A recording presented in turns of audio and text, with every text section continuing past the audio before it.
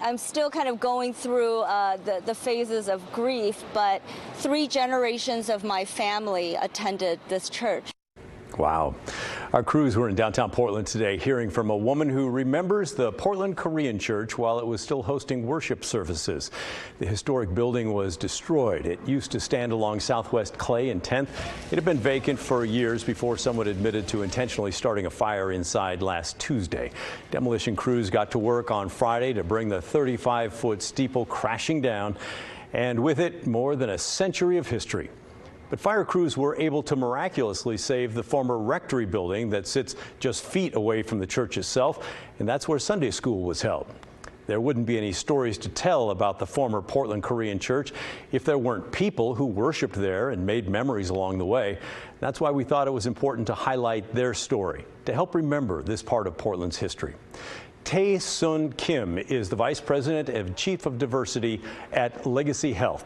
And as you heard, her family attended the church for generations. She told us about how the church itself was more than just a place of worship. The reason why the church was so important was because it was a community within a community. It provided activities and community for senior citizens, after-school programs. We had mentors of different ages, especially for those of us that went to schools where there wasn't a lot of diversity. We had bilingual educational opportunities, food and outreach.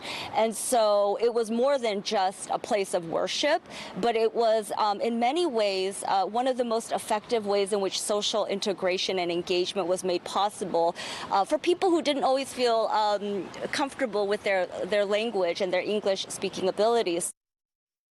She also talked about what it was like day to day and week to week in the church and rectory building, with several fond times rising to the forefront of her memory this afternoon. It was amazing. Well, for those of you who are familiar with Korean Presbyterian churches, it's not a 1 hour or 1 day thing.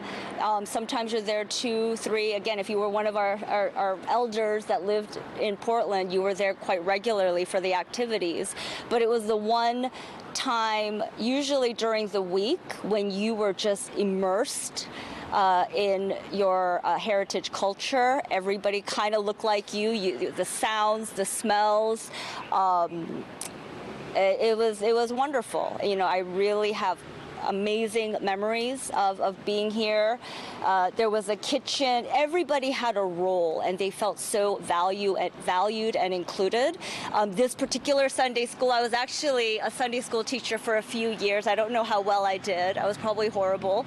But yeah, we hung out here. So this was where all of the students, regardless of their age, would come together, and we would have Chondosanim, which is kind of our youth pastor, and then after we had that common time together, then we would split up.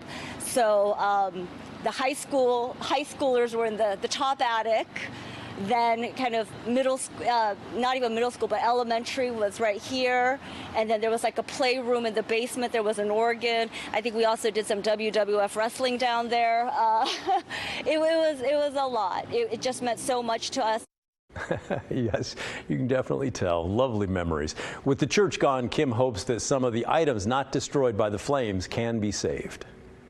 And although this church unfortunately was demolished, I certainly hope that some of the cultural items are saved and preserved. This is one of the only buildings that really captures the history of Korean Americans in Portland. So please save the stuff.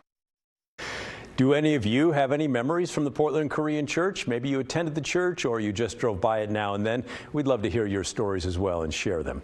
You can email us. thestory@kgw.com is our address, or call and leave a voicemail. Our phone number is 503-226-5090.